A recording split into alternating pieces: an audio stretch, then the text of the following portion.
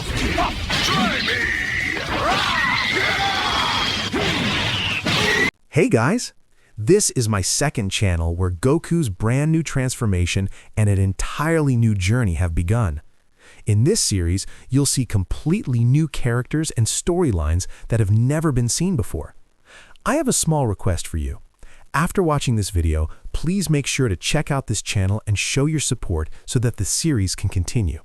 The channel link is in the description below. So without any further delay, let's start the video. The sky above Capsule Corporation blazed with an unnatural purple hue. Goku stood in the courtyard, his gi rippling in the violent wind that seemed to come from nowhere and everywhere at once. His eyes narrowed as he sensed something fundamentally wrong with the fabric of reality itself. "Bulma!" he called out, his voice carrying over the howling wind. "What's going on?" The blue-haired genius burst through the automatic doors, her face pale with worry. Behind her, Vegeta emerged with his arms crossed, his expression a mixture of annoyance and concern. "Goku, the temporal scanners are going crazy!" Bulma shouted, clutching a handheld device that beeped frantically. "There's some kind of massive distortion in the space-time continuum. It's unlike anything I've ever seen." Vegeta's eyes flashed with recognition. "Kakarot, this energy, it feels similar to when that idiot Trunks first arrived from the future." Goku's fists clenched instinctively. He could feel it now, a pulling sensation, like invisible hands trying to tear him away from this moment. The air around him began to shimmer and distort, forming a swirling vortex of temporal. "Goku, get away from there!" Bulma screamed. But it was too late. The vortex expanded with explosive force, and Goku felt himself being pulled into its center. He tried to power up, golden energy crackling around his body as he transformed into a Super Saiyan. But the temporal forces were too strong. They wrapped around him like chains, dragging him toward the heart of the distortion. "Vegeta!" Goku yelled, extending his hand. The Saiyan Prince lunged forward, grabbing Goku's wrist with an iron grip. "I won't let you disappear, Kakarot. Not like this!" The two warriors strained against the temporal vortex, their combined power creating shockwaves that shattered windows across West City. But the pull was relentless, growing stronger with each passing second. "Let go, Vegeta!" Goku commanded, his voice strained. "You'll get pulled in too!" "Shut up!" Vegeta roared, his hair flickering between black and gold as he fought to maintain his grip. "I didn't survive everything we've been through just to lose my rival to some temporal anomaly." But the universe had other plans. With a sound like reality itself tearing, the vortex exploded outward in a blinding flash of white light. When the brightness faded, both Saiyans were gone, and the courtyard of Capsule Corporation was empty, save for Bulma, who stared at the spot where they had vanished, tears streaming down her. Goku's consciousness swam through an ocean of light and color. He couldn't tell if he was moving or standing still, if time was passing or frozen. Fragments of memories flashed before his eyes, not just his own, but memories that felt alien yet familiar. He saw himself as a child fighting in the World Martial Arts Tournament. He saw Krillin's death at the hands of Tambourine. He saw Master Roshi's stern but loving face. Then, with a jarring suddenness that knocked the wind from his lungs, Goku slammed into solid ground.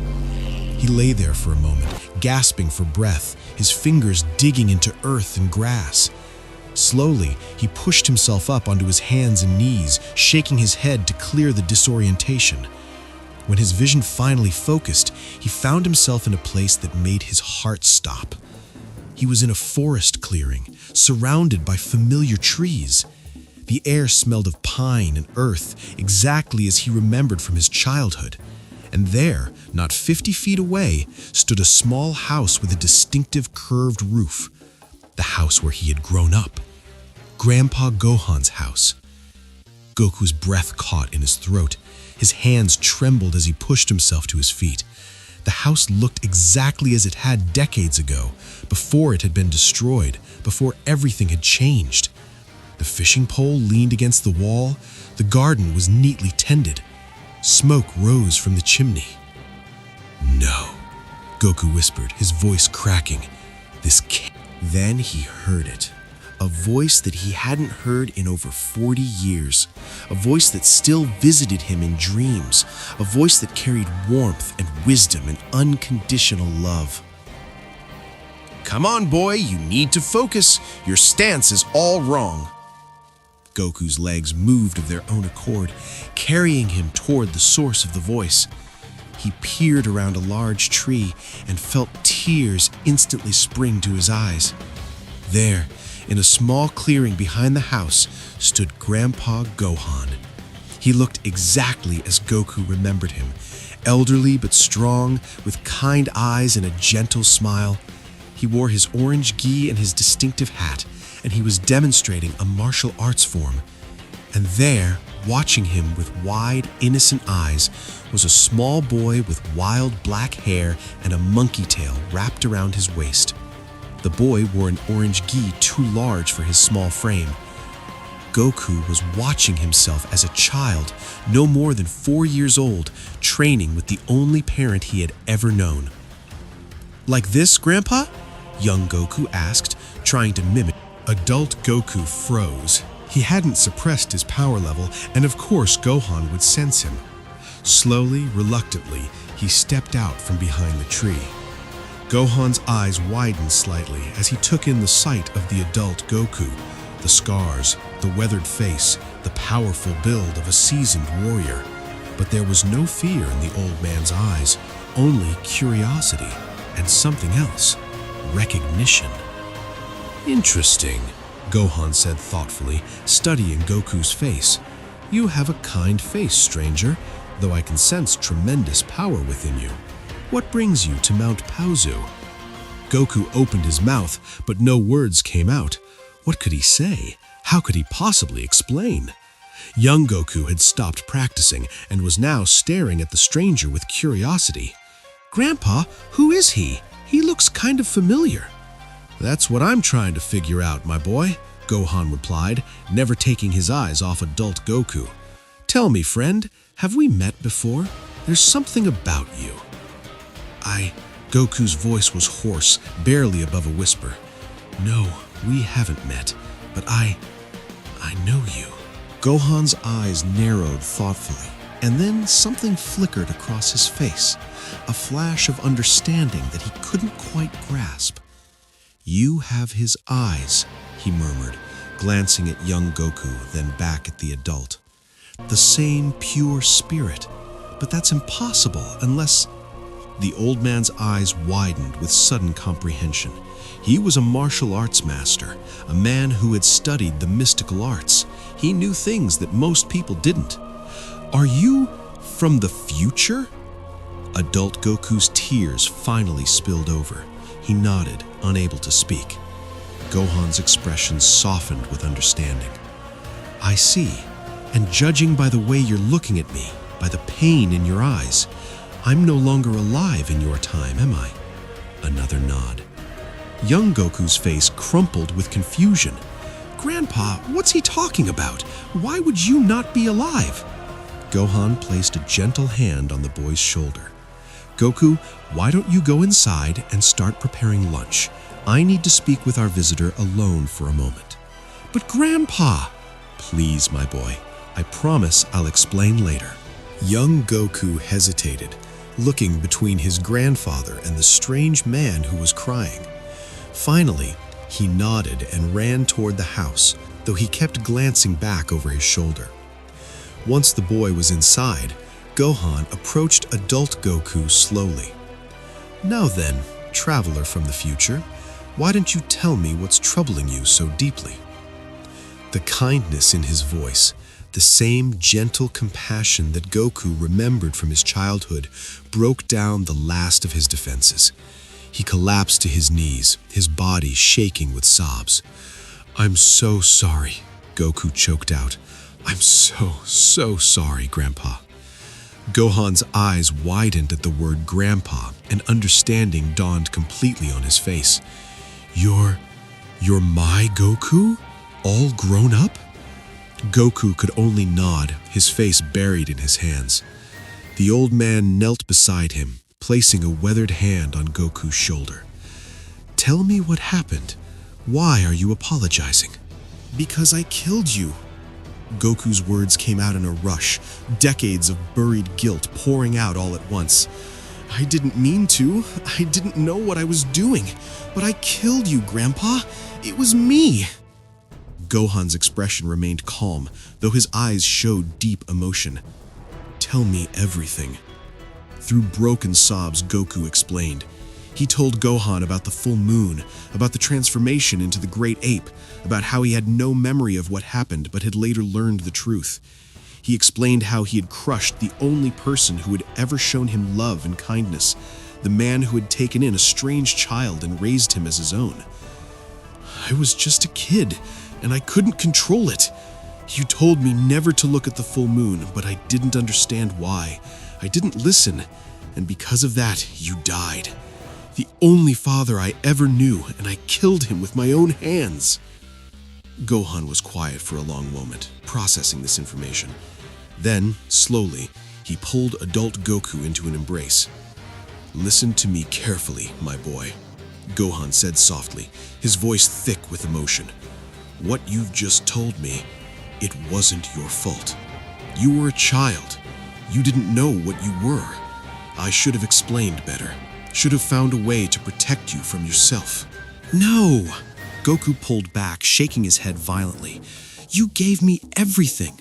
You took me in when I was just a baby in a space pod. You could have left me there, could have been afraid of me, but instead you loved me.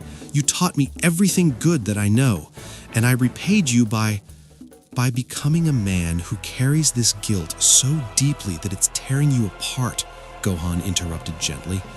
By becoming someone who cares so much about the lives of others that you travel through time grieving for mistakes made as a child. Goku, look at me.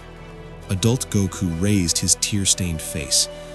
That little boy inside the house, do you think he's capable of deliberate evil? Do you think if I died tomorrow, it would be because he wanted to hurt me? Of course not. He's innocent. He doesn't have a mean bone in his body. Exactly, Gohan said with a sad smile, and neither did you when it happened. You were that same innocent child, Goku. What happened was a tragedy, not a murder. There's a difference. But the pain I must have caused you was far less than the joy you gave me every single day, Gohan said firmly. Do you know what my life was like before I found you? I was a lonely old man living on a mountain. Then, suddenly, I had a grandson to teach, to watch grow, to love. You gave my final years meaning and happiness. Don't you dare diminish that by focusing only on how they ended. Goku's body shook with renewed sobs, and Gohan pulled him close again, holding him the way he had when Goku was small and had nightmares. I've missed you so much, Goku whispered against the old man's shoulder. Every day, every single day. When I had my own sons, I tried to remember everything you taught me about being a father, about being kind. You're still with me, Grandpa. You've always been with me. And I always will be, Gohan said, his own voice breaking. Tell me about your life, Goku. Tell me what that little boy becomes. So Goku did.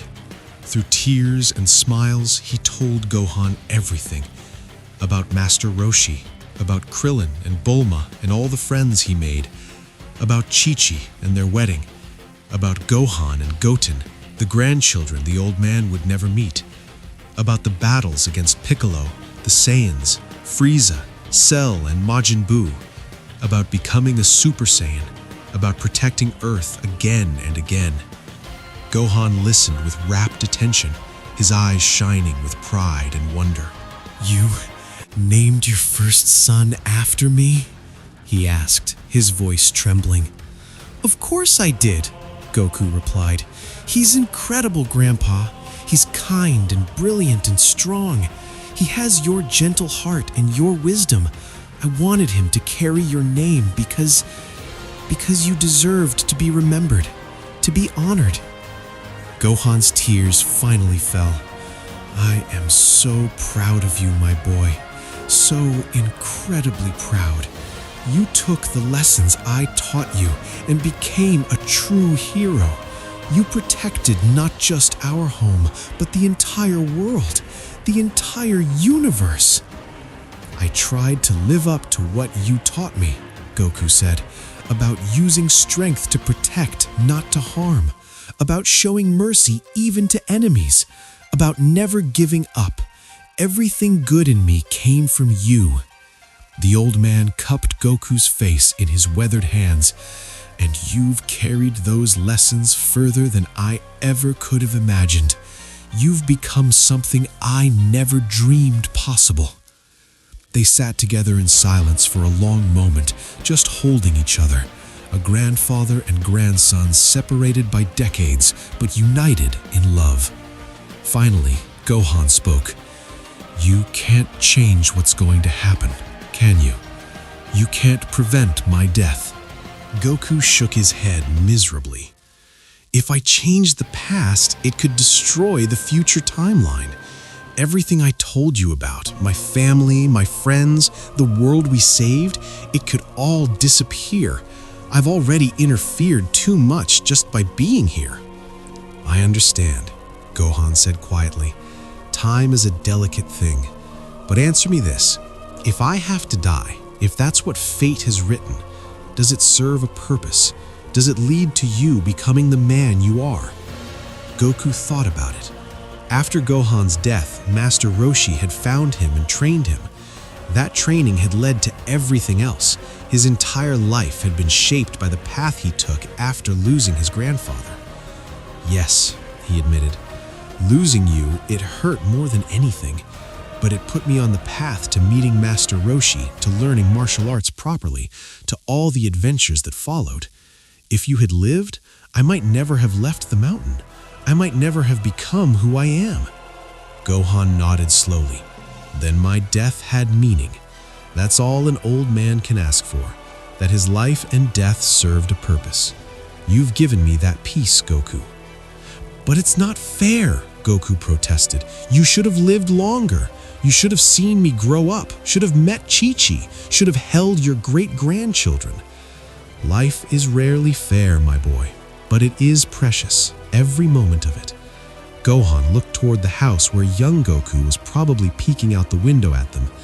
"I have a few more months with that little boy in there. Months I'm going to treasure even more now, knowing what I know. That's a gift you've given me." "I don't want to leave you," Goku said, his voice breaking again. "I just got you back." "You never lost me," Gohan said firmly. "I'm in here." He pressed his hand against Goku's chest, over his heart. "Every choice you make, every person you save, every moment of kindness you show, I'm there. That's what immortality really is, Goku. Not living forever, but living on through the people we've touched." Goku pulled his grandfather into one more fierce embrace.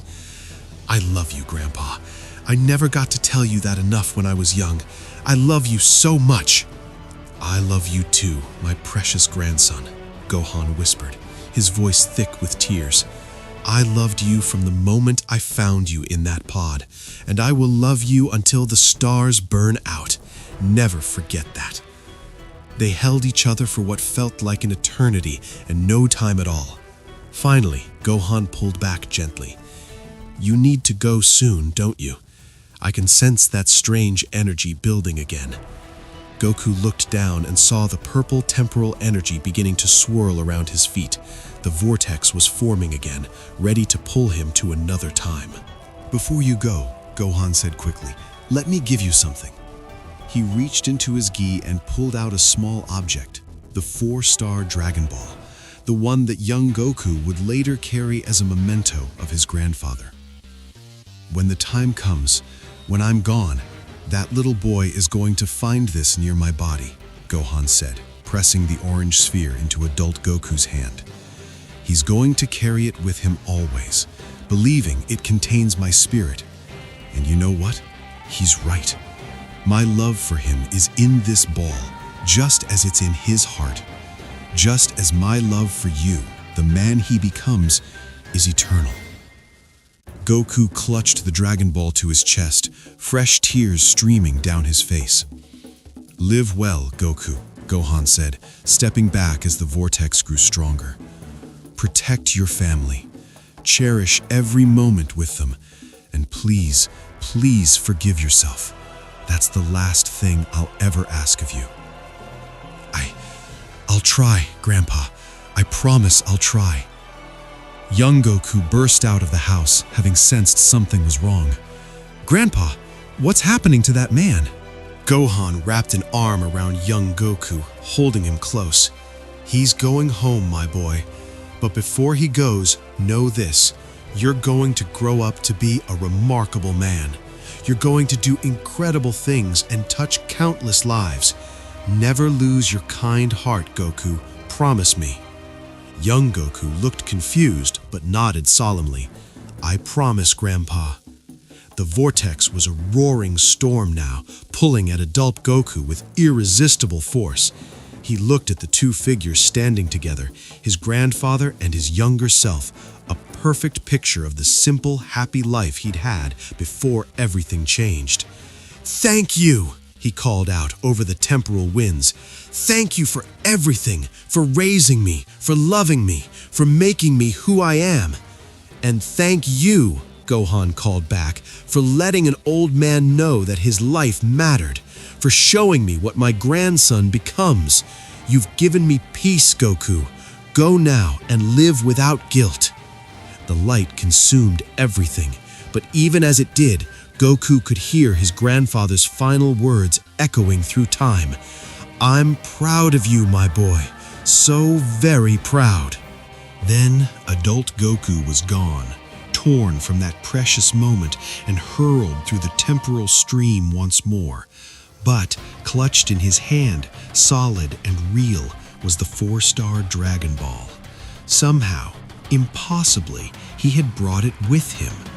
As he tumbled through time, Goku held the ball close to his heart and let himself cry. Not just tears of grief anymore, but tears of healing. For the first time in decades, the crushing weight of guilt that had lived in his chest began to ease. Gohan had forgiven him. More than that, Gohan had been proud of him. That little boy who had accidentally killed his grandfather while transformed into a monster, he had grown up to be a hero. He had honored Gohan's memory by living the lessons he had been taught. The old man's death had not been in vain. Goku didn't know when he would return the Dragon Ball to its proper place in the timeline, but for now, he held it like a lifeline, a tangible connection to the grandfather he had lost so long ago. The tears continued to fall, but they were different now. They were tears of release, of acceptance, of love that transcended time itself. "Thank you, Grandpa," Goku whispered into the temporal void. "Thank you for everything. I'll make you proud. I'll keep making you proud. I promise." And somewhere, across the barriers of time and death, he could have sworn he heard Gohan's voice one last time, warm and loving, and forever etched into his soul. "You already have, my boy. You already have." When the light finally faded and Goku materialized, he was ready for the impact. He landed in a crouch, his senses immediately spreading out to assess his new location. What he felt made his stomach drop. The power levels were enormous, far beyond what they had been moments ago. He could sense Piccolo, but this was the Piccolo he knew, the reformed guardian. He could sense Gohan, but his son's power was fluctuating wildly, as if he was struggling with something. And then there were two massive power signatures that radiated pure Saiyan energy, both of them hostile. "No," Goku whispered, horror dawning on his face. "This is the day the Saiyans arrived." He was standing on a rocky outcropping overlooking a barren wasteland, and in the distance he could see them, his friends, battered and bloodied, making their desperate last stand against Nappa and Vegeta. Goku looked down at the 4-star Dragon Ball still clutched in his hand.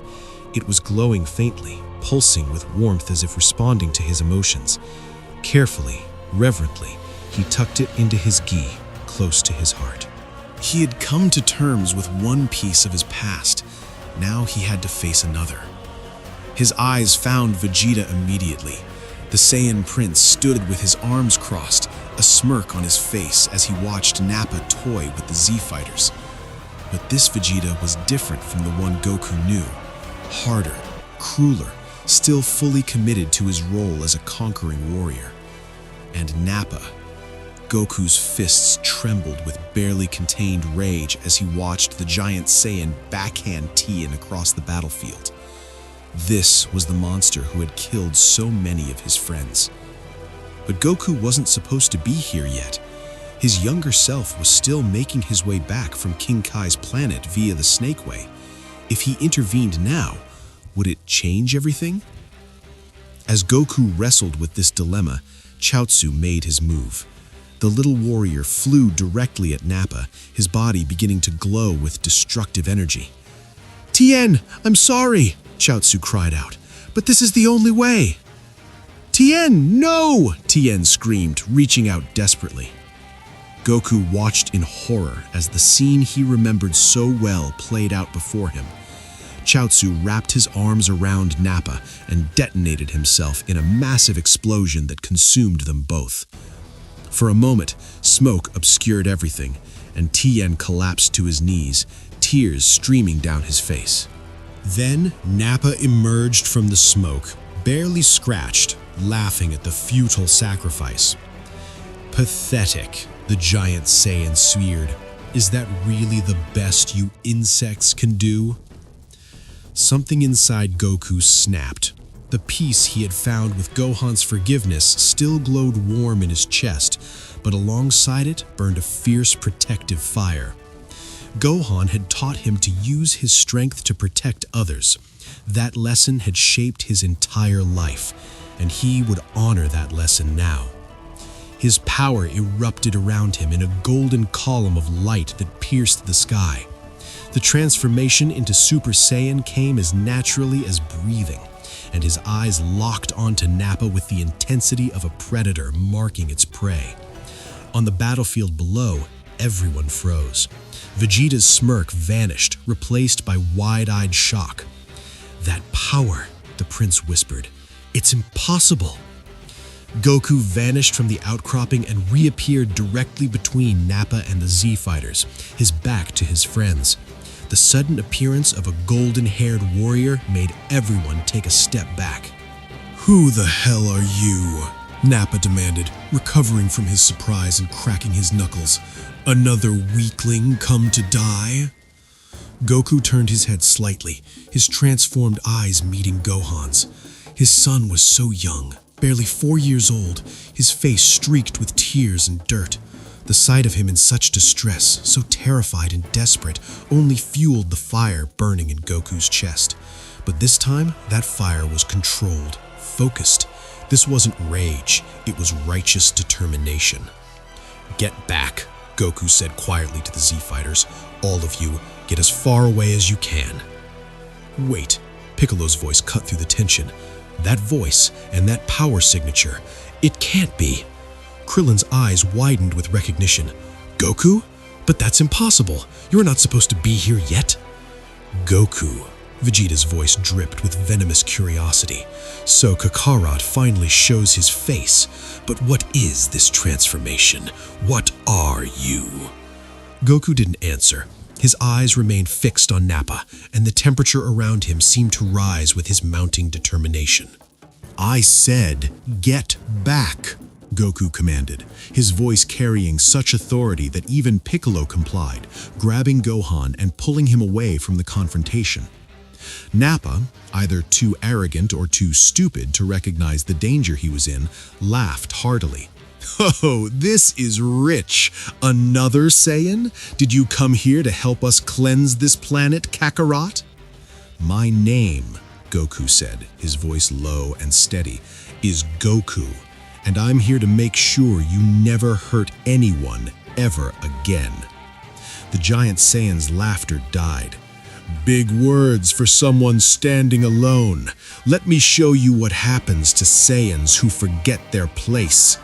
Nappa charged forward with shocking speed for someone his size, his fist pulled back for a devastating punch. But to Goku, he might as well have been moving in slow motion.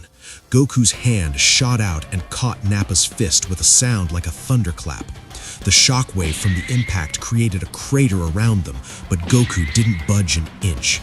Nappa's eyes went wide with disbelief. "What?" "You killed Chaozu," Goku said, his voice cold but controlled. "You've terrorized my friends, and I know what you're planning to do next, but not this time. This time, I'm here to stop you." He twisted Nappa's arm with casual ease, eliciting a scream of pain from the giant Saiyan, then drove his knee into Nappa's gut with enough force to fold him in half. Goku followed up with a hammer blow to the back of Nappa's head that sent him crashing into the ground, creating a crater within the crater. The watching Z-fighters stood in stunned silence. This Goku was different, more controlled, more focused, and no less powerful. Nappa struggled to rise, blood trickling from his mouth. "Vegeta, help me!" But Vegeta remained where he was. His eyes narrowed as he analyzed this new threat. This power, it's incredible. But how? How did a low-class warrior like Kakarot achieve such a transformation? Goku walked toward Nappa slowly, deliberately. "I won't let you hurt anyone else. That's a promise." Nappa pushed himself to his feet, his pride wounded more than his body. "I don't care how strong you think you are. I'll crush you." He opened his mouth and fired a massive energy blast directly at Goku's face. The beam was powerful enough to level a mountain, but Goku simply turned his head, letting it pass harmlessly by. The blast continued into the sky, dissipating harmlessly in the upper atmosphere. "Impossible!" Nappa roared, launching a barrage of energy attacks. Goku weaved through them effortlessly, each movement precise and economical. He closed the distance between them in the blink of an eye and unleashed a combination of strikes so fast that they seemed to land simultaneously. Nappa's armor shattered and he fell to his knees, coughing up blood. "Vegeta," Nappa pleaded, his voice desperate now. "Prince Vegeta, please." Vegeta's expression was unreadable. Goku could see the wheels turning in the Saiyan prince's mind, calculating odds, assessing threats. "Vegeta, no!" Goku shouted, suddenly realizing what was about to happen. But it was too late. Vegeta raised his hand, energy crackling around his fingers. "You're useless to me now, Nappa." The energy blast struck Nappa in the chest, and the giant Saiyan's scream was cut short as he was obliterated, leaving nothing but ashes scattered on the wind. Goku's fists clenched, but he didn't look away. He had tried to prevent this, but some things in the timeline seemed fixed, unchangeable. "Now then," Vegeta said, his voice calm but his eyes blazing with intensity. "It seems we have much to discuss, Kakarot, or should I call you Goku? Tell me, how did a low-class warrior achieve a power level that rivals even the legendary Super Saiyan?" Goku turned to face Vegeta fully, and for the first time, the two Saiyans truly looked at each other across the battlefield. "I'm not going to explain myself to you," Goku said firmly. "Just leave this planet, leave my friends alone, and we won't have to fight." Vegeta threw his head back and laughed, but there was no humor in it. "Leave? After traveling all this way? After you've just demonstrated a transformation that could shake the very foundations of the Saiyan race? No, I don't think so." The prince began to power up, his aura exploding around him in a white inferno. The ground cracked and crumbled beneath his feet, and the sky darkened as his energy grew. "I am Vegeta, Prince of all Saiyans," he roared, "and I will not be surpassed by a low-class warrior. I'll show you the true might of Saiyan royalty." Goku's expression softened slightly. Even now, even in this twisted timeline, Vegeta was still Vegeta, prideful, driven, desperate to prove himself. "Vegeta," Goku said quietly, "we don't have to do this. In another timeline, you and I become friends. We fight together to protect this planet and everyone on it." Vegeta's eyes widened, then narrowed with suspicion. "Friends? What kind of nonsense is this? Saiyans don't make friends with weaklings." "Maybe not yet," Goku replied. "But you will. You'll meet an incredible woman. You'll have a son named Trunks and a daughter named Bulla. You'll fight alongside us against enemies so powerful they make what you are now look insignificant." "Lies," Vegeta snarled, but Goku could see the uncertainty flickering in his eyes. "I'm telling you the truth. I've seen the warrior you become, the father, the husband, the protector. You're so much more than just a prince, Vegeta." For a moment, just a moment, Vegeta seemed to waver. Then his expression hardened again. "If what you say is true, then prove it. Fight me. Show me this future power." Goku shook his head sadly. "I don't want to fight you, Vegeta. Not like this. Then you'll die." Vegeta moved with explosive speed, closing the distance between them in an instant. His fist came up in a vicious uppercut, but Goku blocked it with his forearm, the impact creating a shockwave that flattened everything for 100 yards. The two Saiyans exchanged blows at superhuman speed, each strike powerful enough to level buildings. Vegeta's fighting style was all aggression and precision, but Goku had decades of additional experience. "You're holding back," Vegeta accused, breaking away from the exchange. "Stop insulting me and fight with your full power." "I'm trying not to hurt you," Goku shot back. "Hurt me?" Vegeta's laughter was manic. "I am a Saiyan elite, and you dare suggest you could hurt me?" The prince clasped his hands together and began to charge energy. "If you won't take this seriously, then I'll force you to. Gallic Gun." The massive purple beam erupted from Vegeta's hands, tearing across the battlefield. Goku planted his feet and brought his hands back to his side. Ka-me-ha-me-ha! The Kamehameha wave met the Gallic Gun head-on, creating a sphere of swirling energy. For a moment, the two beams were evenly matched. Vegeta gritted his teeth, pouring more energy into his attack. "I won't lose to you. I am the Prince of Saiyans." Goku felt the Gallic Gun pushing back, and he knew he had to end this. With a burst of power, he pushed more energy into his attack. The Kamehameha overwhelmed the Gallic Gun, striking Vegeta and sending him rocketing into the sky. Goku guided the beam upward to avoid collateral damage, then released it.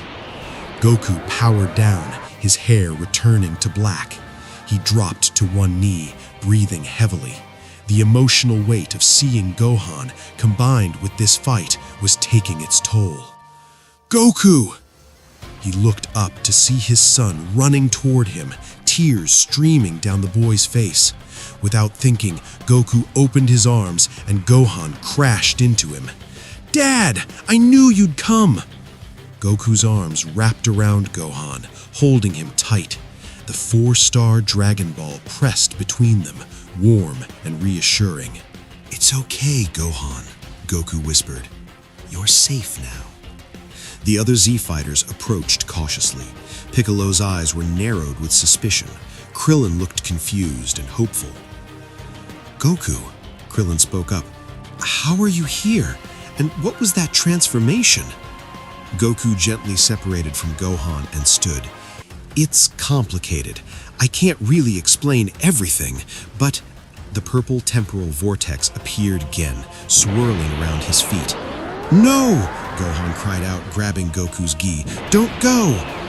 "I'm sorry, Gohan," Goku said, his heart breaking as he pried his son's fingers away. "I don't have a choice, but remember, you're stronger than you know. You have power inside you greater than anyone's. Don't be afraid of it." The vortex grew stronger. "And Piccolo," Goku called out, "thank you for everything you're going to do for him. You're going to be like a second father to him." Piccolo's eyes widened in shock, but before he could respond, Goku was gone again, pulled into the temporal stream.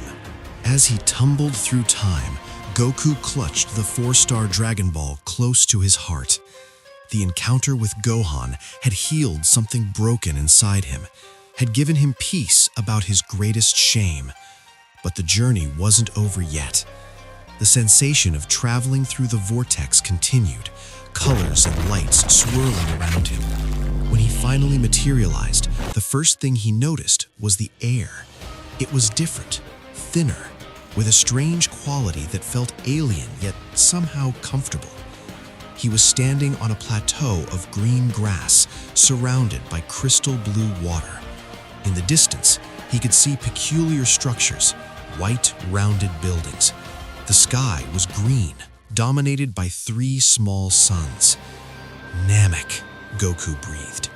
He could sense multiple powerful presences, and among them, a power so vast and malevolent that it made his blood run cold. Frieza.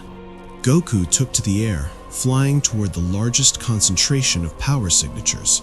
As he drew closer, he could see the ruined landscape, craters and destroyed villages. And there, in a clearing, the battle was taking place. Frieza, in his final form, stood with arms crossed. Before him, battered and bloodied, was Goku's younger self. His power was fluctuating wildly, his aura crackling with barely contained rage. Krillin lay nearby, unmoving. Adult Goku's heart stopped. This was the moment Frieza had killed Krillin, the moment that had triggered his first transformation into a Super Saiyan. But as he watched, he realized something was wrong. His younger self was already transforming, golden energy beginning to surge around him, but it was unstable, flickering. The timeline is corrupted, Goku realized. My presence is interfering. He started to descend when a hand grabbed his shoulder. Goku spun around to find Vegeta, scarred, exhausted, his armor shattered. "Kakarot?" Vegeta's voice was hoarse. "What's happening? I was dead. Frieza killed me, but then I woke up here, and I saw." He gestured toward the battlefield below, where both Gokus could be seen. "We've been pulled into a temporal anomaly," Goku explained quickly. "I've been traveling through time, and now you're here too." "Time travel?" Vegeta repeated, trying to process this. "The Kakara down there, that's the past you?" "Yeah, and he's about to achieve Super Saiyan for the first time, but something's wrong. The transformation is unstable." Vegeta's eyes narrowed.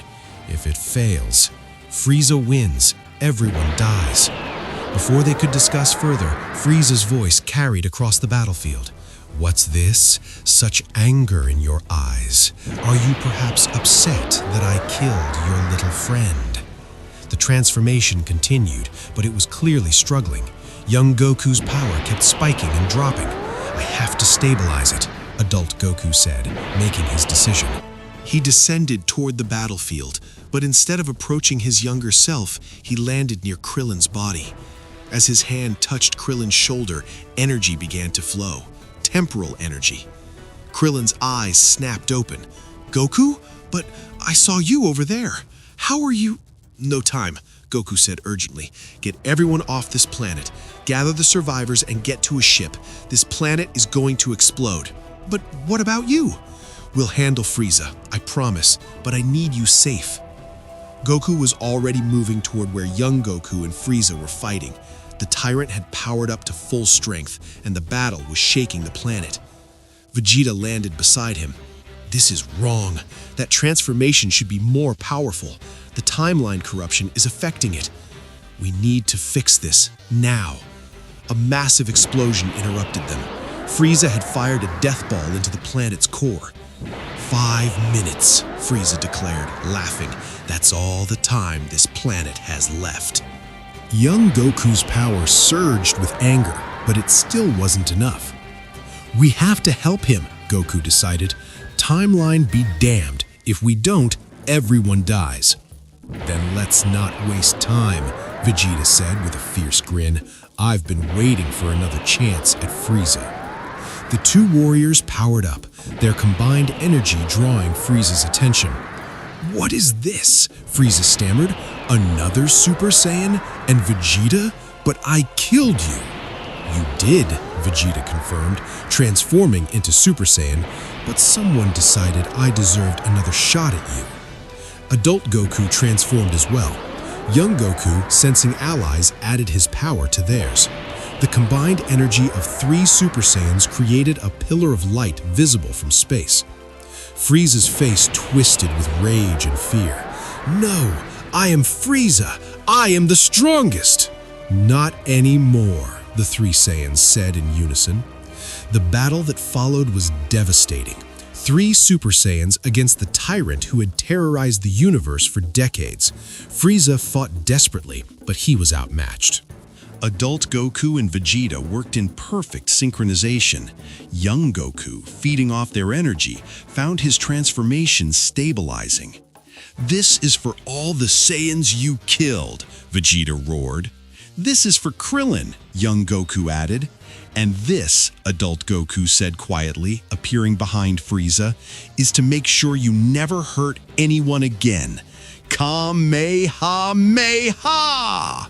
The attack struck Frieza point blank, and the tyrant's scream echoed across the dying planet. When the light faded, Frieza was gone. For a moment, there was silence. Then young Goku turned to face his adult counterpart. Who are you really? Adult Goku smiled sadly. I'm you from the future, and I came back to make sure this moment happened the right way. From the future? So I survived this? I get stronger? Stronger than you can imagine. You'll fight gods, save the universe countless times, but more importantly, you'll protect the people you love. Young Goku looked at his golden aura. This power, it came from losing Krillin. It did, but it becomes more than that. It becomes a tool to protect. Vegeta approached. So this is what we become. Allies? The best of rivals, Goku confirmed. You push me to be better, and I do the same for you. The prince scoffed, but there was no real heat in it.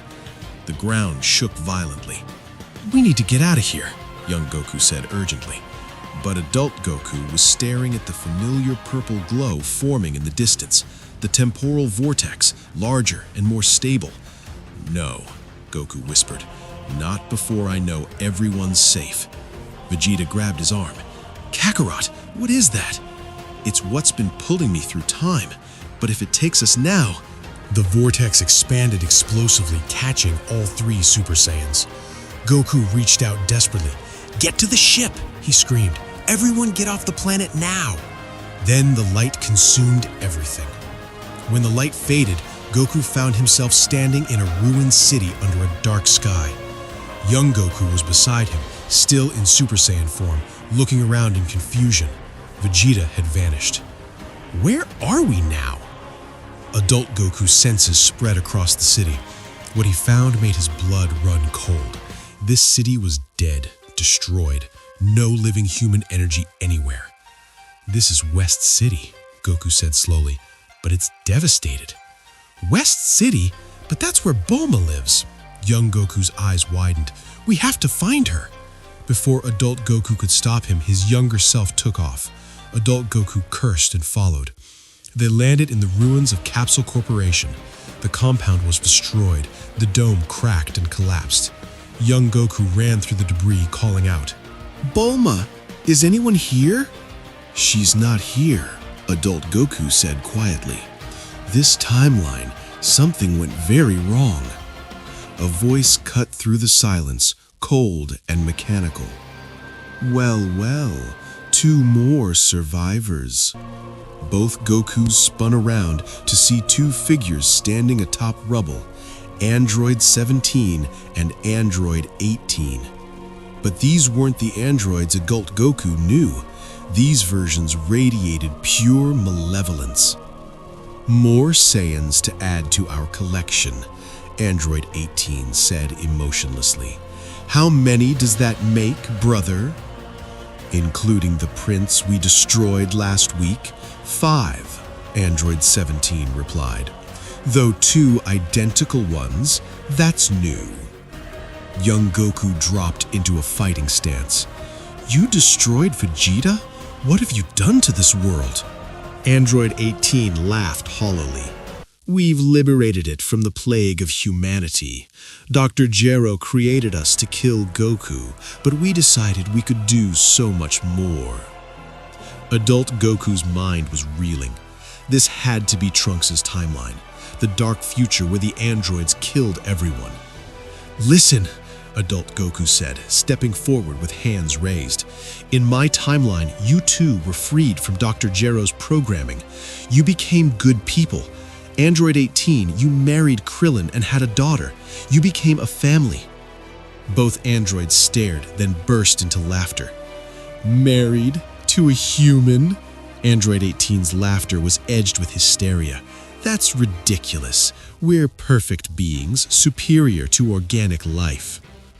"Because there's more to life than power and destruction," Adult Goku insisted. "You were human once. Those emotions are still inside you." "Were," Android 17 corrected. "We were human, but Dr. Gero improved us, and we repaid him by crushing his skull." The android smiled coldly. "Now enough talk. Time to die." The androids attacked in perfect synchronization. Young Goku met Android 17, while Adult Goku engaged Android 18. The battle tore through the ruins. Young Goku was holding his own, but Adult Goku could see the strain. The Super Saiyan transformation was draining. Android 18 was relentless, calculated. Unlike organic fighters, she never tired. "You fight well," she observed. "Better than the other Goku we killed 10 years ago. Have you been training in hell?" The words hit Goku like a blow. In this timeline, he was already dead, had been for a decade. "Where's my son?" Goku demanded. "Where's Gohan?" "The half-breed." Android 18 tilted her head. "Oh, he lasted longer than most. Kept fighting even after he lost an arm. Very persistent. But in the end, he died like all the others, screaming." Rage exploded through Goku. His power surged, his aura expanding as he pushed beyond Super Saiyan. Lightning began to crackle around his body as he achieved Super Saiyan 2.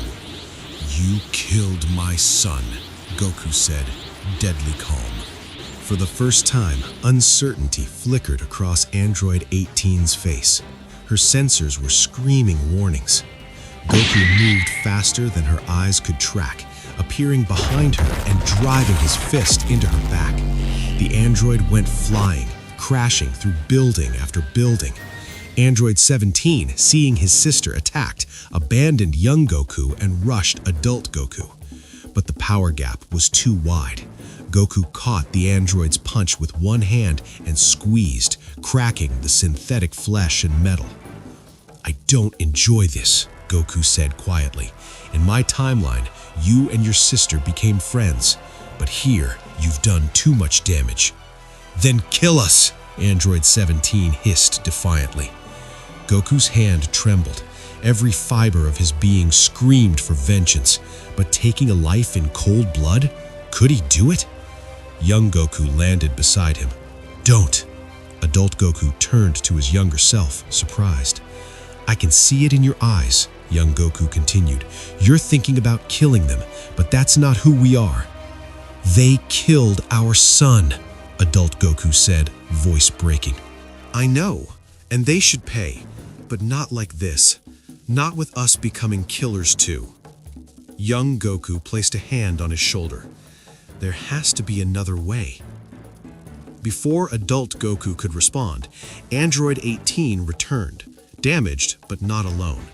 Behind her, Android 16 and dozens of other mechanical beings appeared. "Dr. Gero made more than just us," Android 18 said, voice distorted. He made an army, and they're all coming for you. The android army advanced. Young Goku and adult Goku stood back to back as the mechanical horde surrounded them. Any bright ideas? Young Goku asked. Working on it, adult Goku replied. Then he felt it, a familiar energy signature, much stronger than he remembered. From the sky, a figure descended, golden aura blazing. Future Trunks landed between the Gokus and the android army, sword drawn. But this Trunks was different, older, scarred, his eyes haunted by decades of war. Goku, Trunks said, not taking his eyes off the androids. I don't know how you're here or why there are two of you, but we need to leave, now. But the androids, young Goku started. We'll be here tomorrow and the day after, Trunks interrupted. This is my timeline. I've been fighting them for 20 years. You can't win this fight. Android 18 laughed. Listen to the boy. You're in our world now, and in our world, you've already lost. The android army began to advance, but Trunks raised his hand and fired a massive energy wave, forcing them back. In the confusion, he grabbed both Gokus and propelled all three into the sky. They flew for hours, Trunks leading them through destroyed cities and scorched countryside. Finally, they descended into a hidden valley where a small settlement of survivors had made their home. As they landed, people emerged from reinforced bunkers. Among them, adult Goku saw familiar faces, older and worn. Bulma was there, her blue hair streaked with gray, Master Roshi looking ancient, and others, survivors who refused to give up. Bulma's eyes widened seeing the two Gokus. What? How? Temporal anomaly, Trunks explained. The androids were hunting them. The androids were hunting them. Bulma approached adult Goku slowly. Then, without warning, she slapped him across the face. That's for dying, she screamed, tears streaming. That's for leaving us to fight them alone. That's for making Gohan think he had to be you. Goku took the slap without resistance, guilt crushing him. Bulma, I'm so sorry. She collapsed against his chest, sobbing. He was just a child, Goku. You're Gohan. He was just a child when he had to become our protector. And he tried so hard, fought so bravely, but in the end, I know, Goku whispered, his own tears falling. I know. Young Goku watched with growing horror, understanding the stakes. Trunks approached, expression grave. We need to talk about why you're here, about the temporal anomaly, because I think your timeline, the good timeline, is in danger too. They moved to a makeshift command center. Bulma pulled up data on a cracked monitor. We've been detecting temporal distortions for months, Bulma explained. Someone or something is deliberately fracturing the timeline, creating rifts between different points in history. But why? Young Goku asked. Trunks answered, to prevent us from ever winning.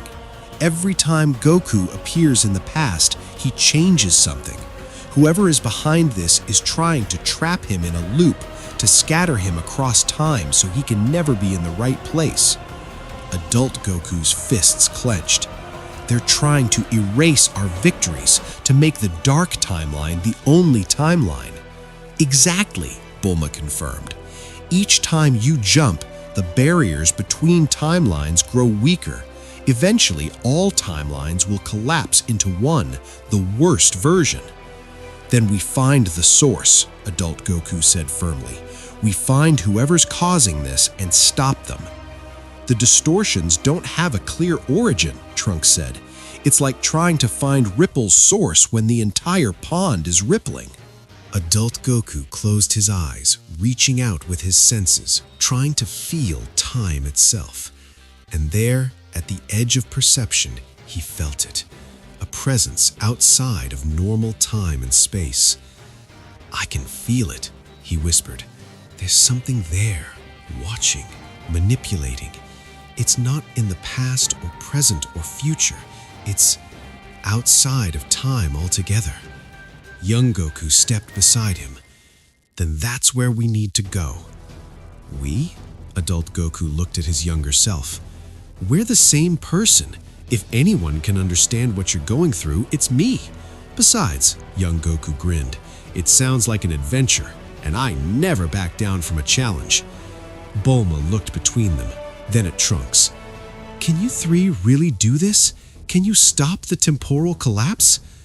We have to try, Adult Goku said, because if we don't, this dark timeline becomes the only reality. Everyone we've saved, every victory, it all gets erased. Trunks drew his sword. Then let's end this. I've been fighting for a better future my entire life. If there's a chance to create one, I'm taking it. The three warriors stood together, past, present, and future versions of hope. Outside, distant explosions echoed as the android army continued their patrol. But inside this bunker, surrounded by survivors who refused to give up, a plan was forming. A desperate plan to save not just one timeline, but all of them. The next time the temporal vortex appears, Adult Goku said, we don't run from it, we dive in. We ride it to its source and confront whatever entity is behind this. And then? Young Goku asked. And then we do what we do best, Adult Goku replied with determination. We fight. As if responding to his words, the purple temporal vortex began swirling in the center of the room. But this time it was different, more controlled, as if guided by something. Everyone get back, Trunks commanded, moving to protect the civilians. But the two Gokus moved forward, walking toward the vortex. Wait, Bulma called out. You don't know what's on the other side. Probably a trap, Adult Goku agreed, but we're going anyway. Goku! Bulma's voice cracked. Please, come back. Don't leave us alone again. He turned to face her, his eyes filled with determination and promise. I'll come back, I swear it. And when I do, this timeline gets fixed. Everyone who died gets a second chance.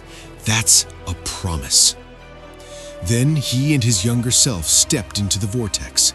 Trunks hesitated only a moment before following, sword ready. The light consumed them, and Bulma stared at the empty space, fist pressed against her heart, praying that this time, finally, they might win.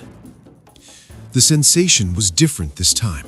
Instead of being pulled passively, Goku felt like he was pushing through a membrane, forcing his way into a space not meant for mortals. When the light cleared, the three warriors found themselves in a place that defied description. It wasn't space, but it wasn't empty. Colors that didn't exist flickered around them. Geometric shapes that hurt to look at floated past. And everywhere they could see windows, portals showing different moments in time, different versions of reality. Where are we?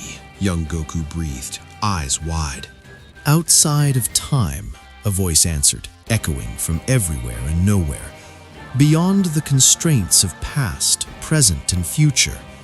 You've entered my domain, Goku, or should I say, Goku's. From the swirling chaos, a figure materialized, humanoid in shape, but features constantly shifting. Its eyes were the only constant, deep, infinite wells containing entire universes. Who are you? Adult Goku demanded, dropping into a fighting stance. The being smiled, simultaneously kind and terrifying. I am Chronoa, the supreme Kai of time, guardian of history, keeper of the timelines, and the one who has been manipulating your journey through the temporal stream. Trunks' grip tightened on his sword. You're behind all this? The temporal rifts? The fractured timeline?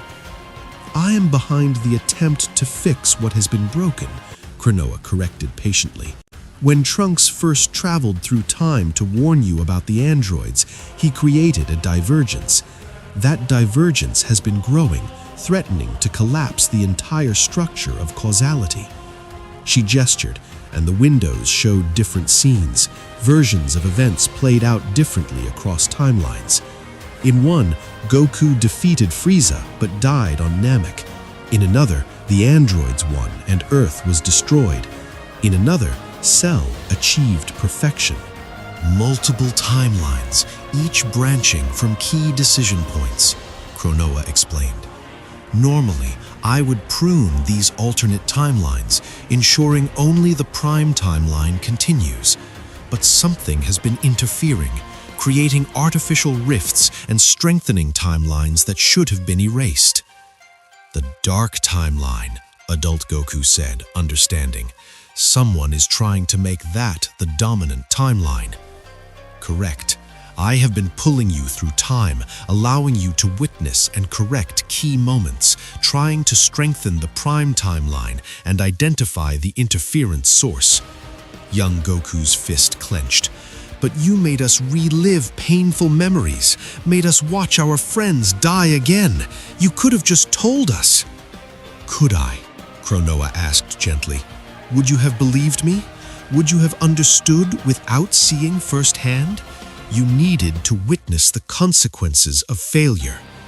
Before anyone could respond, the space shuddered violently. The temporal windows began to crack and shatter, and through the breaks came something dark, an energy that felt wrong, corrupted, antithetical to time itself. Cronoa's expression turned grave. He's here, the one who has been interfering, who seeks to remake reality in his own image. Who? All three warriors demanded. The darkness coalesced, and Goku's heart stopped as he recognized the figure that emerged. It was him, but not quite. This Goku was different.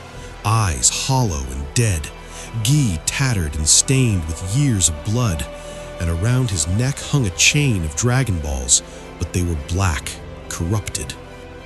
I am Goku Black, the figure announced, voice a distorted Kako. But I am so much more.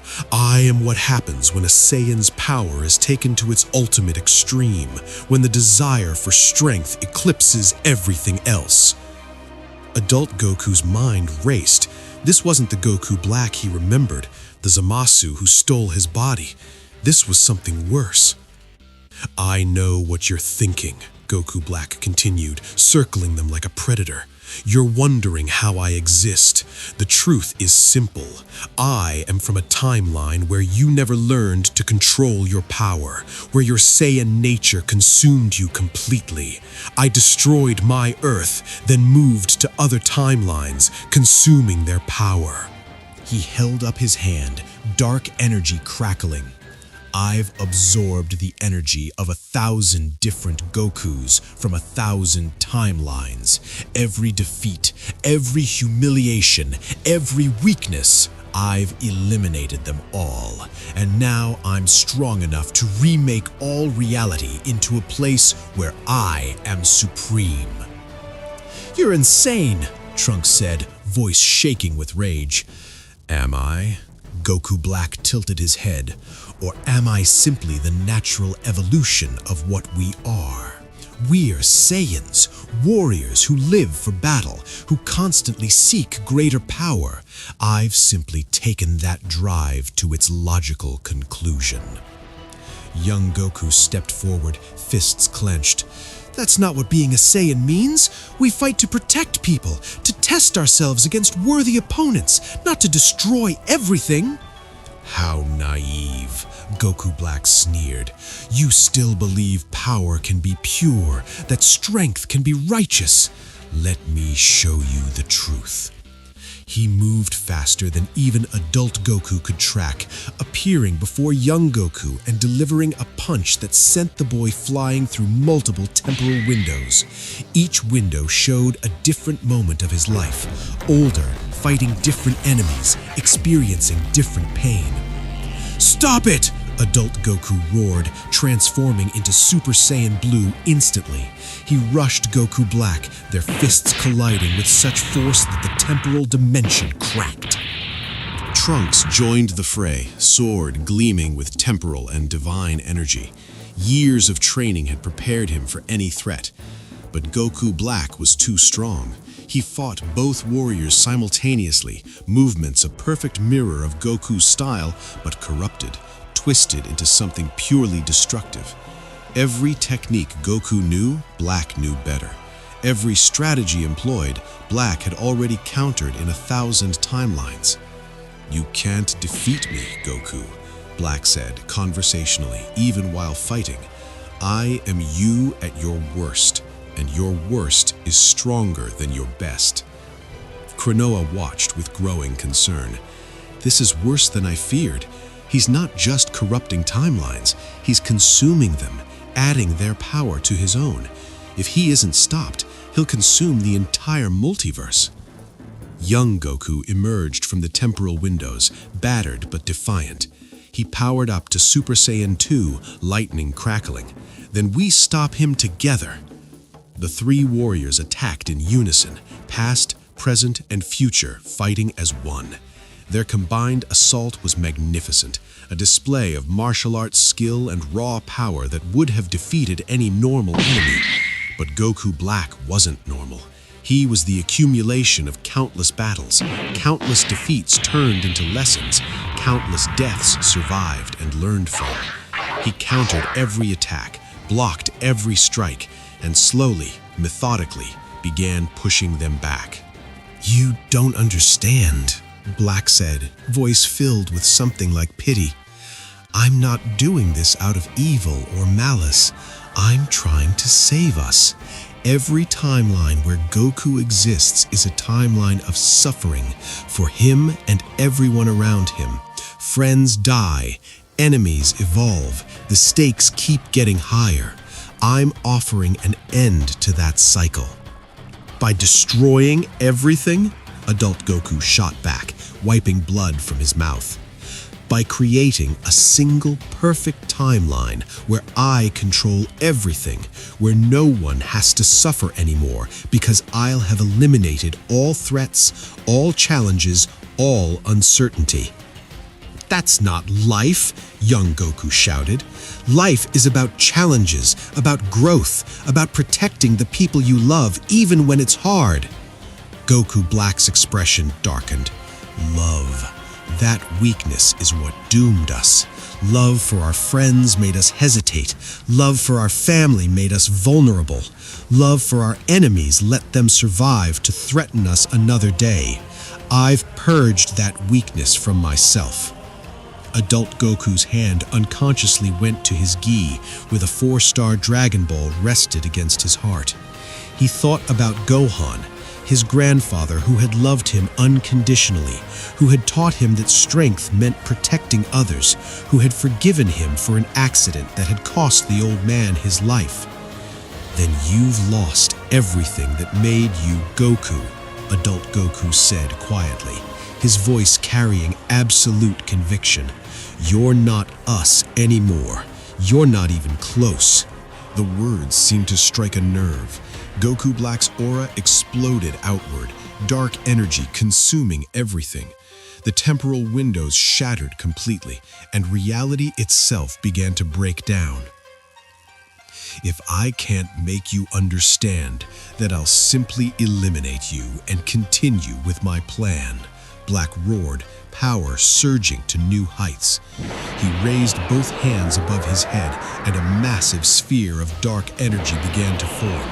Energy drawn from every timeline consumed, every Goku destroyed. "This is the end," Black declared. "When this attack connects, you, this dimension, and every timeline connected to you will cease to exist. Make peace with whatever gods you believe in." Krinoa stepped forward, expression resolute. "I won't let you destroy the timeline. Not while I still have power to protect it." She began to glow with temporal energy, her form becoming less solid, more abstract. "I can seal him, trap him outside of time where he can't harm anyone. But I'll need your help, all three of you. Your combined energy channeled through me will be enough to create a prison he can't escape."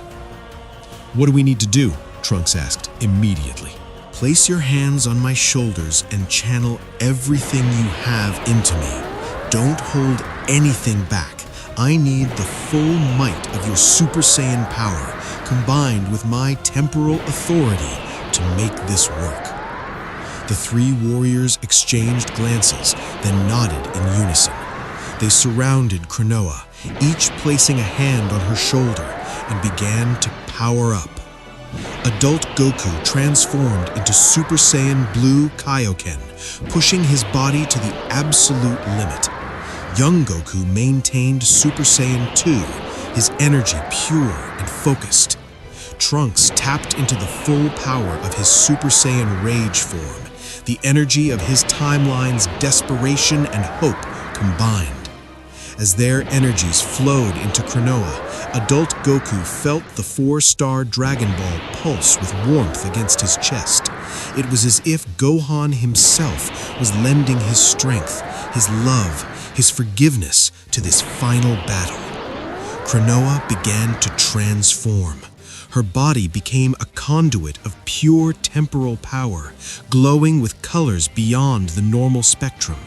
When she spoke, her voice carried the weight of countless timelines, countless possibilities.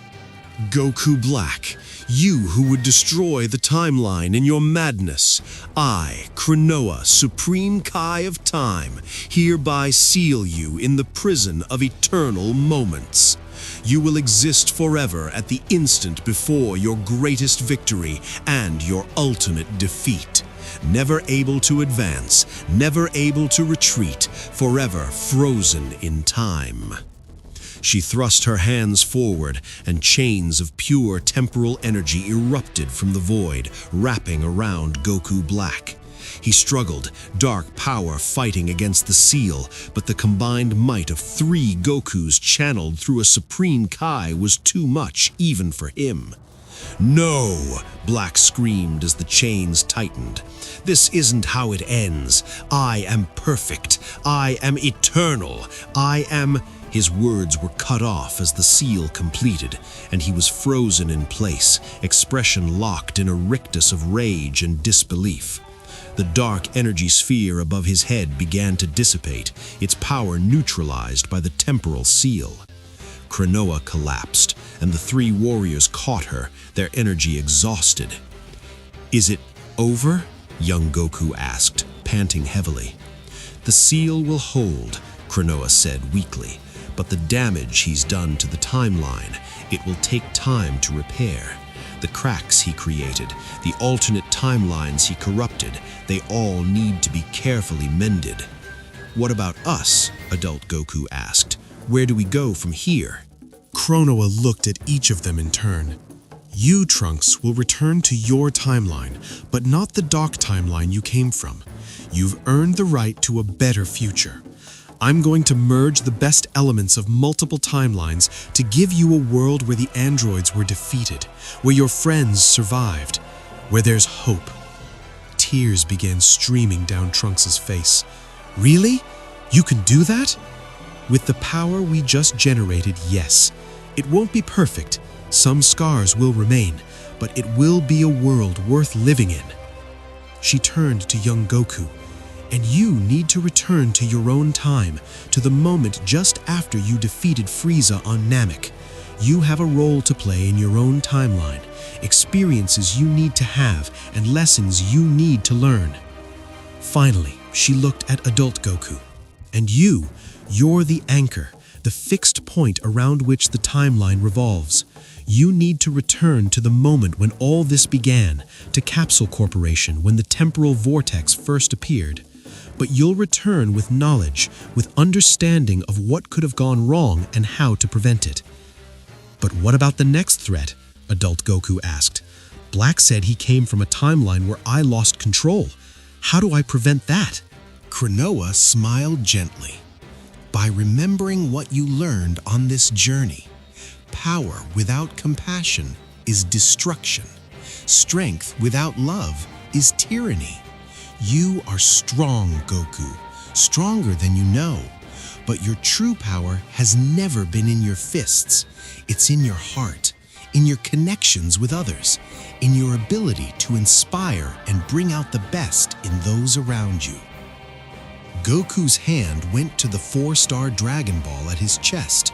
Gohan had taught him that lesson first, and every person he'd met since, every friend, every rival, even every enemy, had reinforced it. She raised her hands, and 3 temporal portals opened behind each warrior. Through adult Goku's portal, he could see the courtyard of Capsule Corporation, Bulma looking around frantically. One more thing, Krinoa added. Vegeta, the one from your timeline who was pulled into the temporal stream with you, he's already been returned to your time. He'll have no memory of what happened, but deep down, he'll carry the lessons learned from seeing that dark future. It will make him stronger, more determined to protect what he has. Thank you, Goku said simply, for everything, for showing us the stakes, for trusting us to help fix this. Thank each other, Krinoa replied. It was your combined will, your refusal to give up even when faced with your own corrupted self, that saved the timeline. Now go, your worlds need you. Young Goku grinned at his older self. This was incredible! I can't wait to become you! You will, adult Goku assured him. And you'll be even better than me in ways I can't imagine. Just remember, never stop training, never stop growing, and most importantly, never forget why you fight. Trunks bowed deeply to both Gokus. Thank you. In my darkest timeline, you were the legend that kept us going, the hope that someday things would get better. Now, because of you, they will. The 3 warriors stepped toward their respective portals, but before they entered, they turned back one last time to look at each other, past, present, and future, united by the same indomitable spirit. Then they stepped through their portals, and the realm outside of time fell silent once more. Goku stumbled as he emerged from the temporal portal, catching himself before he fell. When he looked up, he was back in the courtyard of Capsule Corporation, and standing a few feet away was Vegeta, looking confused and slightly disoriented. Kakarot? Vegeta blinked. Did something happen? Before Goku could answer, Bulma burst through the doors, face streaked with tears. When she saw both Saiyans standing there, safe and sound, she let out a cry of relief and rushed forward to check them over. You're okay! I saw that Vortex thing swallow you both, and then you were just gone, and I thought... How long were we gone? Goku asked, mind still reeling. Long? You weren't gone at all. The Vortex appeared and then disappeared in the same instant. It was like time froze for a second. Bulma wiped her eyes. But from your expression, something definitely happened. Goku and Vegeta exchanged glances. The prince had a distant look in his eyes, as if trying to remember a dream slipping away. Vegeta, Goku said carefully, do you remember anything strange? Anything about alternative timelines? Vegeta's eyes narrowed. No, but... He looked down at his hands, clenching them into fists. I feel different somehow, like I saw something important but can't quite recall what it was. It's frustrating. Goku decided not to push it. Krinoa had said Vegeta would retain the lessons learned even without the conscious memories. That would have to be enough. Well, whatever happened, it's over now, Bulma said, though she was still watching them both with concern. The temporal scanners are reading normal again. No more distortions, no more anomalies. It has, Goku said quietly, reaching into his G to touch the 4-star Dragon Ball still resting against his heart. Trust me, Bulma, everything's going to be okay. Over the next few days, Goku noticed subtle changes in the people around him. Vegeta was more attentive to Bulma and Trunks, though he would never admit it. Piccolo seemed more at peace, as if some burden he didn't know he was carrying had been lifted. Even Gohan, when Goku visited him, seemed more confident, more assured of his own potential. It was as if the timeline itself had healed, incorporating the lessons from the fractured timelines without the trauma that had created them. One evening, Goku stood on Mount Paozu, looking up at the stars. He thought about young Goku, living his life without knowledge of what was to come. He thought about Trunks, hopefully waking up in a better timeline where his friends were alive and his world had hope. And he thought about Goku Black, frozen forever in that moment between victory and defeat, a reminder of what he could have become if he had lost sight of what truly mattered. He pulled out the 4-star Dragon Ball, holding it up to catch the starlight. The orange sphere seemed to glow with an inner warmth. "I hope you're proud of me, Grandpa," Goku whispered. "I've tried to live by what you taught me, to use my strength to protect, not to harm, to show mercy, to never give up. And I finally understand. What happened to you wasn't my fault. You forgave me, and now I think I can forgive myself." The Dragon Ball pulsed once, as if in response, and Goku smiled. "Hey, Dad!" He turned to see Gohan approaching, carrying a bag of groceries. His son had decided to visit for the weekend, bringing Chi-Chi enough food that she couldn't complain about Goku's appetite. "Hey, Gohan!" Goku grinned, tucking the Dragon Ball back into his gi.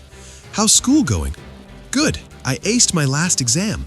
Gohan set the groceries down and came to stand beside his father, looking out at the sunset. "Dad, can I ask you something?" "Sure, anything." "Why do you keep fighting? Even after everything we've been through, all the enemies we've defeated, you still train every day, still push yourself to get stronger. Why?" Goku thought about the question, thought about all he had seen on his journey through time. He thought about the dark timeline where he had died and left his friends to face the androids alone. He thought about Goku Black, who had become consumed by the pursuit of power for its own sake. And he thought about Kronoa's words about what his true strength really was. Most of all, he thought about Gohan, his grandfather, not his son, and the lessons taught in a small house on Mount Paozu all those years ago. "I keep fighting because it's who I am," Goku said finally. "But it's not just about getting stronger anymore, it's about being ready to protect the people I love when they need me. It's about inspiring others to be their best selves. And yeah, it's about the thrill of a good challenge too." He grinned. "I'm still a Saiyan after all." Gohan smiled. "You know, I used to think I had to be like you, had to love fighting the way you do, but I've realized I can honor your legacy in my own way, by being a scholar, by raising a family, by protecting people with knowledge instead of just fists." "And that's perfect," Goku said, pulling his son into a hug. "You don't have to be me, Gohan. You just have to be the best version of yourself. That's all I've ever wanted for you. It's what my grandpa Gohan wanted for me too." "Grandpa Gohan?" Gohan asked. "You don't talk about him much." "I know, it's been hard, but I think I'm ready to now." Goku pulled back and smiled. "He was an incredible man. He taught me everything good that I know, and he would have loved you. In fact, that's why I named you after him, so his legacy of kindness and strength would continue." Gohan's eyes glistened. "I wish I could have met him." "Me too. But in a way, he lives on through all of us, through the lessons I teach you and the lessons you'll teach your children someday."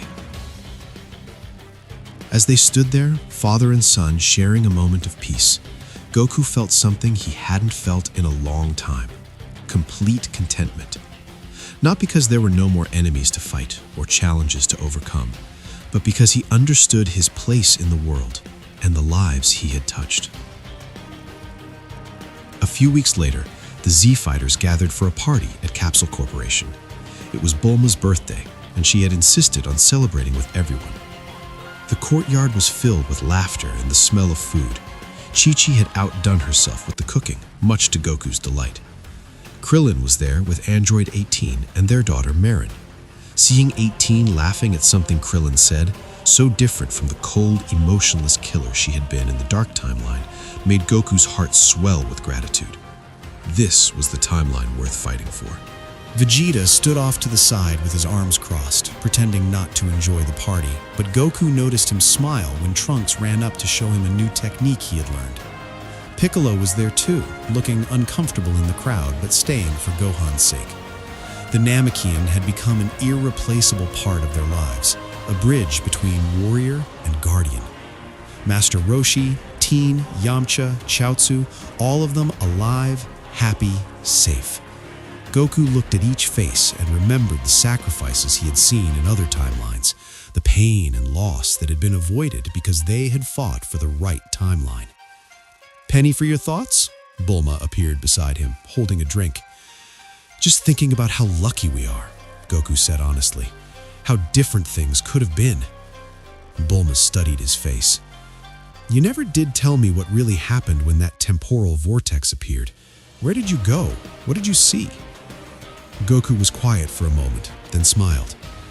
"I saw a lot of different versions of our lives, some good, some not so good. But most importantly, I got to see my grandpa Gohan again. I got to tell him I was sorry, and he forgave me. That meant everything." Bulma's expression softened. "I'm glad, Goku. You've carried that guilt for too long." "Yeah, but I'm learning to let it go. To remember him with joy instead of just pain." "Well, don't get too philosophical on me," Bulma said with a laugh. "You're still the same food-obsessed, fight-happy Goku I've known since I was a teenager."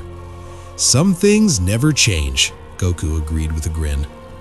As the party continued into the night, Goku found himself sparring with Vegeta in a corner of the courtyard. It was a friendly match, neither of them going all out, just testing each other's skills and enjoying the competition. "Kakarot," Vegeta said as they broke apart, "I've been meaning to ask you something." "What's that?" "That day when the temporal vortex appeared. I know I don't remember what happened, but I keep having this feeling, like I saw something important. Did we see other timelines, other versions of ourselves?" Goku considered lying, but he and Vegeta had been through too much together for that. "Yeah, we did. And in some of those timelines, things didn't go so well." "I see." Vegeta was quiet for a moment. "I've been thinking about that, about the choices we make and how they affect the future. I've been trying to be better. For Bulma, for Trunks." "I've noticed," Goku said with genuine warmth. "You're a good father, Vegeta. Better than you give yourself credit for." The prince scoffed, but there was no heat in it. "Don't get sentimental on me, Kakarot. We're rivals, not friends." "We're both," Goku corrected, "and that's what makes us stronger." They resumed their sparring, and watching them, the other Z-fighters smiled. Some things really never did change. Goku and Vegeta would always push each other to be better, would always compete and clash and drive each other to new heights. But beneath the rivalry was a foundation of respect, and though neither would ever admit it out loud, genuine friendship. As the stars came out and the party began to wind down, Goku stepped away from the crowd and looked up at the sky. He pulled out the 4-star Dragon Ball one more time, holding it up to the starlight. "Thank you, Grandpa," he whispered, "for everything you taught me, for loving me, for forgiving me. I'll keep making you proud, I promise." A shooting star streaked across the sky, and Goku smiled, taking it as an acknowledgement. He carefully tucked the Dragon Ball back into his gi, close to his heart where it belonged. He had thought about returning it to wherever it was supposed to be in the timeline, but somehow he knew that Krinoa had intended for him to keep it. It was a reminder, not of guilt, but of love, not of the pain of loss, but of the joy of connection. He turned back to the party, to his friends and family, to the life he had fought so hard to protect. Tomorrow would bring new challenges, it always did. There would be new enemies to face, new heights to reach, new battles to fight. But tonight was for celebrating, for being grateful, for being human, even if he was a Saiyan. Goku rejoined the party, grabbing another plate of food and settling down next to Gohan and Piccolo. The three of them talked about everything and nothing. Gohan's studies, Piccolo's meditation techniques, the new training methods Goku wanted to try. And as the night wore on, as laughter filled the air and bonds of friendship and family grew stronger, Goku realized something important. The greatest power he possessed wasn't Super Saiyan or Ultra Instinct or any transformation or technique. It was this, the ability to bring people together, to inspire them, to show them that even in the darkest times, there was always hope. That was what had saved the timeline. Not his fighting power, but his heart. The heart that Grandpa Gohan had nurtured in a small house on Mount Paozu all those years ago. And that, Goku thought with a smile, was a power that could never be taken away, never be corrupted, and never be defeated. As the party finally ended and everyone began to head home, Vegeta stopped Goku one more time. Kakarot. Whatever happened in those other timelines, I don't need to remember the details, but I remember the feeling, the weight of responsibility, the importance of our choices, the need to protect what we have. His eyes met Goku's with unusual intensity. I won't let you down. I won't let any of them down. That's a promise. Goku clasped Vegeta's shoulder, and the prince didn't pull away. I know you won't, Vegeta. We're in this together, all of us. They stood there for a moment, two warriors who had traveled different paths but had arrived at the same understanding, that true strength came not from standing alone, but from standing with others. Finally, Vegeta nodded and stepped back. Well then, until the next battle, Kakarot. Until the next battle, Goku echoed. As Vegeta flew off into the night sky, Goku looked around the now empty courtyard of Capsule Corporation. The decorations were still up, the tables still littered with the remnants of the party. It was a scene of happy chaos, of life lived fully and joyfully. This was worth protecting. This was worth fighting for. And if another temporal anomaly ever threatened this timeline, if another Goku Black ever tried to destroy everything he loved, Goku would be ready. Not because he was the strongest, but because he had something that no amount of power could ever replace, a reason to fight that went beyond pride or the thrill of battle. He fought for them, for all of them, for the memory of a kind old man who had found a strange baby in a crater and had chosen love over fear, for the friends who had stood by him through countless battles, for the family he had built, and the legacy he would leave behind. And that made all the difference. In a place beyond time, Krinoa watched as the timeline stabilized, the cracks healing, the alternate possibilities fading into mere echoes of what could have been. Goku Black remained frozen in his temporal prison, a warning to any who would seek to corrupt the timeline with selfish ambition. Did he learn? A voice asked beside her. Krinoa turned to see the Grand Priest, one of the few beings in all creation who could freely enter her domain. He did, she confirmed. More importantly, he found peace. The encounter with his grandfather healed a wound he'd been carrying for decades. That healing, that forgiveness, it made him stronger in the ways that truly matter. And the 4-star Dragon Ball, you allowed him to keep it? It serves as a reminder, not of guilt, but of love, not of what he lost, but of what he gained. Gohan's love shaped him into the hero he became, and that ball will keep that lesson close to his heart. The Grand Priest nodded approvingly. You took a great risk manipulating the timeline so directly. The rules exist to protect the timeline, Krinoa said, and sometimes protecting it requires bending them.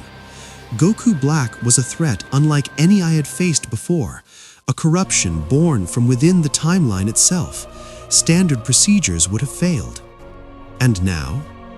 Now the timeline is stronger for having been tested. Goku and his friends understand on a deeper level why they fight, what they're protecting. That understanding will serve them well in battles to come. They stood together in comfortable silence, watching as the Prime Timeline continued on its course. In the courtyard of Capsule Corporation, Goku was helping Chi-Chi carry leftovers home, chatting animatedly about the party and already planning his next training session. "Do you think he truly understands?" the Grand Priest asked. "The weight of what you showed him?" "Goku understands," Krinoa said with certainty. He saw the dark timeline where everyone died. He witnessed the moment he first became a Super Saiyan, fueled by rage and loss. He confronted a version of himself consumed by power, but most importantly, he made peace with his greatest regret, the accidental death of his grandfather. Those experiences will stay with him even if the specific memories fade. And the next time he's tested? The next time he has to choose between his Saiyan instincts and his human heart?